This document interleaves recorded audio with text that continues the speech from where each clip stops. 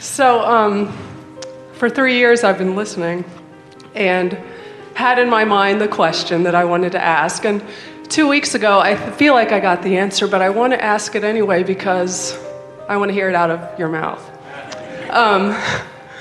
So I'm like 6 feet tall. And all through high school and college, I look for taller men to date. But 13 years ago, whitewater rafting, I met a guy who was 5'7", and I married him. And now when things go wrong, it becomes this thing my mind latches on is the difference in height. And what the hell is it about? I mean, why would I marry someone 5 inches shorter than me, and then why do I get hung up on it now? We have 2 beautiful kids. Because when you're in the vortex, the things that really matter are evident. When you're out of the vortex, nitpicking things that don't mean diddly squat become big hairy deals. So that's it. That's it. So I was in the vortex. See, I often think that I must have been out of the vortex when I decided to marry him. But I was really in the vortex. And think about it. Let your gut check help you with that. In other words, remember how it felt saying yes. Remember how it felt coming together. Remember how clear-minded and in the vortex and happy you felt. Was I? And then think about how ornery you are when you're nitpicking over the height difference. Yeah, it's a pain in the butt. See, I always thought too, I was 26 then. Of course I wasn't in the vortex, but I'm like 38 now. Well, as a general rule, and it wouldn't be true of those like you, but as a general rule, the older you get, the further from your vortex you become. Because the more stuff you find to fuss and worry about, and the more things you listen to, and the more others you try to please, and the more you forget about your guidance system, and the more you sort of cave in. And then you sort of cross this line where you start realizing that you can't please them anyway, so you stop trying, and then you start moving back toward the vortex. And then you croak and you really move in. So I've suspected this all along, is that when I get hung up on it, there's something in me that I need to address. It's never, ever about that. It's always about you using, well, any excuse will do to be out of the vortex. I just picked an easy one. Well, we don't think you even picked that one. We are certain that something else going on in your thought process had you out of the vortex, and when you're out of the vortex, then you notice other out of the vortex things. It's like we were saying about Esther. And who's the common denominator? Me and my negative thought. Me and my vibration that I got going on for whatever reason.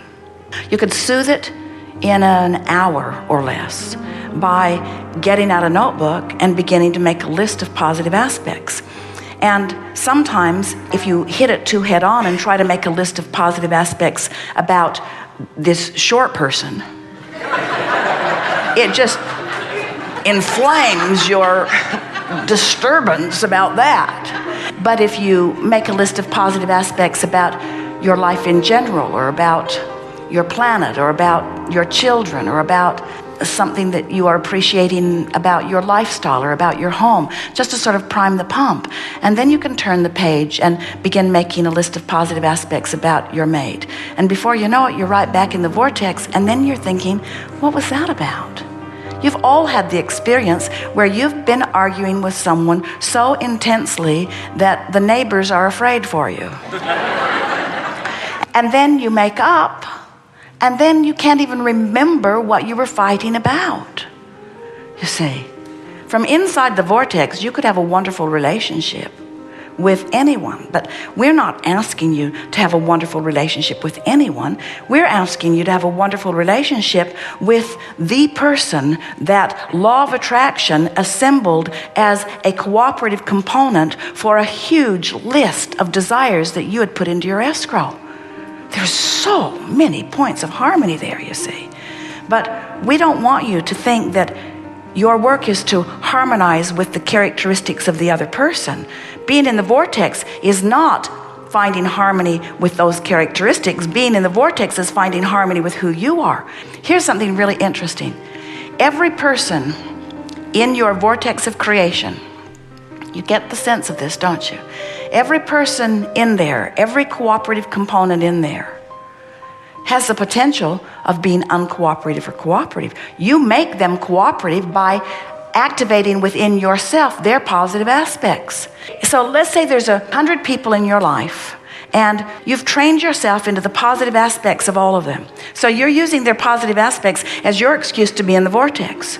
Now, only you and their positive aspects are in that vortex. That's all that comes in there.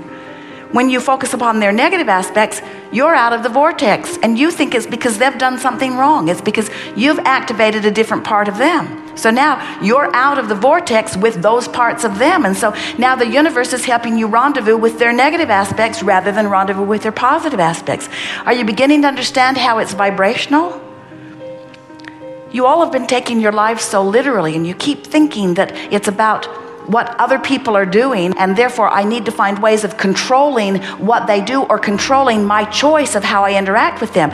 This is the perfect question. It's the best question that we have ever addressed relative to this subject of the vortex, because what it helps you to understand is that here's this person who you can adore or not, depending upon whether you're in the vortex or not. Marriage vows should say, I promise that I will do my very best to be in the vortex, and I will hold you not responsible ever, not one time ever, for being my excuse to get in. I should not need any particular factor as my excuse to get in the vortex, because there are endless, there are millions, there are billions, there are trillions of excuses that I could use to be in. That does it.